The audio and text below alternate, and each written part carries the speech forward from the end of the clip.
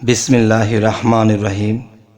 হে সমস্ত জগতবাসী, আজ আমি মোহাম্মদ শামীম আলী আপনাদের সামনে যে আলোচনাগুলো নিয়ে হাজির হলাম, সেই আলোচনাগুলো অবশ্যই মন দিল দিয়ে শুনবেন। আর আল্লাহ কি বলেছে যে তোমরা যদি আমার সম্পর্কে জানতে চাও, আমার সম্পর্কে বুঝতে চাও, তাহলে তোমরা আমার সৃষ্টির দিকে লক্ষ্য করো। দেখুন যে আল্লাহ এই সমস্ত সৃষ্টি করেছেন, এই সৃষ্টি করেছেন যে এখানে একটা বিষয় হলো যে সৃষ্টি থেকে আমরা সেই স্রষ্টাকে চিনব, স্রষ্টার গুণ ক্ষমতাগুলো জানব এবং আল্লাহর প্রশংসা করব। তখন কি হবে যে সৃষ্টির জ্ঞানটা আমাদের মধ্যে আল্লাহ দান করবেন। আচ্ছা, এই সৃষ্টির জ্ঞান যে আল্লাহ আমাদেরকে দান করবেন, এর পাশাপাশি কি আল্লাহর সেই নামটিও আমাদের জপতে হবে, পাঠ করতে হবে নিয়মিতভাবে। তাহলে আল্লাহ সেই নামের গুণে আপনাকে আমাকে যে সেই আল্লাহর গোপন জ্ঞান, আল্লাহর গুপ্ত জ্ঞান থেকে আমাদেরকে সেই জ্ঞান দান করবেন। সুবহানাল্লাহ, আলহামদুলিল্লাহ। যে আরও একটি বিষয় হলো, দেখুন যে একটা হলো সৃষ্টির থেকে জ্ঞান নেওয়া।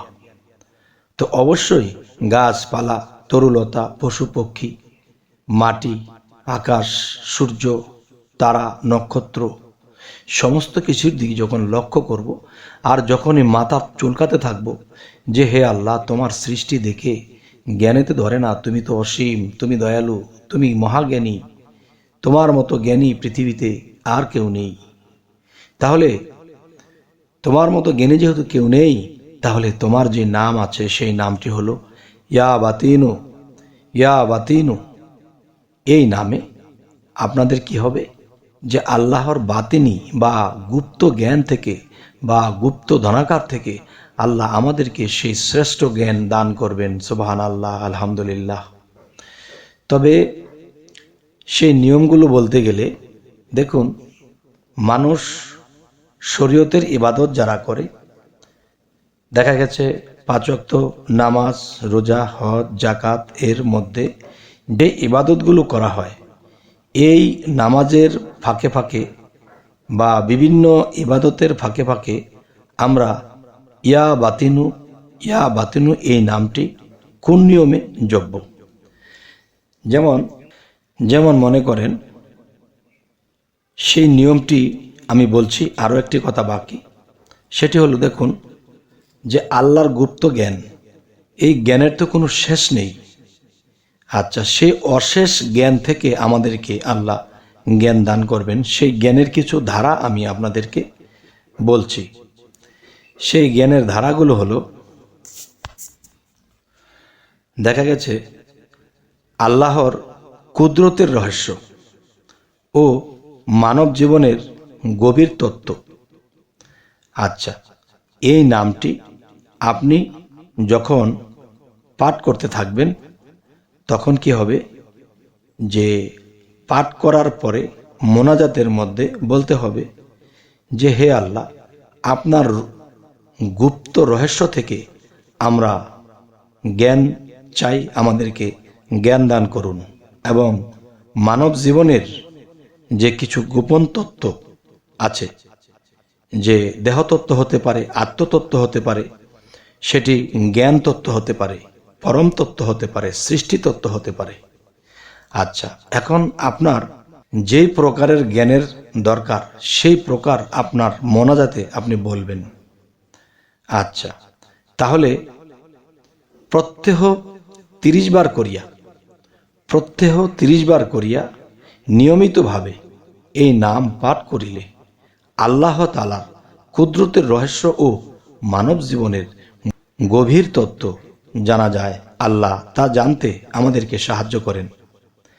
তাই আমি বলবো যে এই পৃথিবীতে সব মানুষ কিন্তু আল্লাহর কাছে ধন সম্পদ চায় না, সব মানুষ কিন্তু আল্লাহর কাছে হায়াত চায় না, সব মানুষ কিন্তু নিজের চাহিদার জন্য তেমন কিছু চায় না।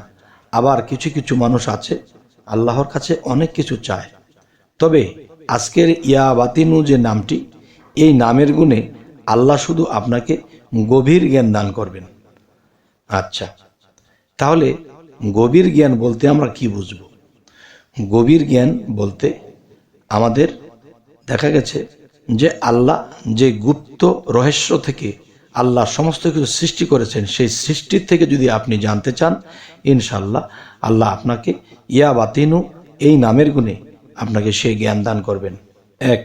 দ্বিতীয়ত হলো, আপনি আপনার সংসার ফ্যামিলিতে চলতে যাইয়া একটা বিষয় আপনি খুঁজে পাচ্ছেন না, বা হারিয়ে গেছে, বা কেউ নিয়ে গেছে, কিন্তু এটা আপনি জানেন না, তখন আল্লাহ কিন্তু আপনাকে এই নামটি উছিলায়, ইয়া বাতিনু এই নামটির উছিলায় সেই গোপন বস্তুকে আপনাকে ইশারা ইঙ্গিতের ভাবে জানিয়ে দেবে, দেখিয়ে দেবে।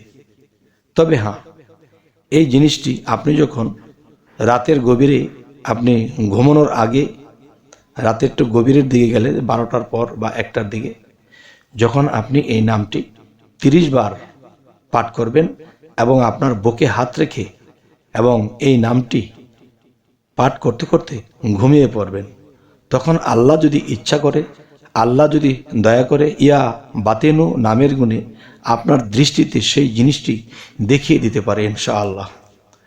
আচ্ছা, তবে একটা জিনিস কি, চেতনোক্ত জ্ঞানের প্রয়োজন হয়। আল্লাহর কাছে চেতনোক্ত জ্ঞান চাইলে আল্লাহ যদি চেতনোক্ত জ্ঞান দান করেন, তখন দেখা যায় সেই জ্ঞানে আমি যখন যেই জিনিসটা হারিয়ে ফেলেছি, যেই জিনিসটা আমার দরকার, সেই জিনিসটা আমি খবর পাচ্ছি না, তখন গুপ্তভাবে আপনার কাছে ইশারা ইঙ্গিত হিসেবে হয়তো এমন হয় যে আপনার দৃষ্টিতে আল্লাহ সেটা দেখিয়ে দেবে।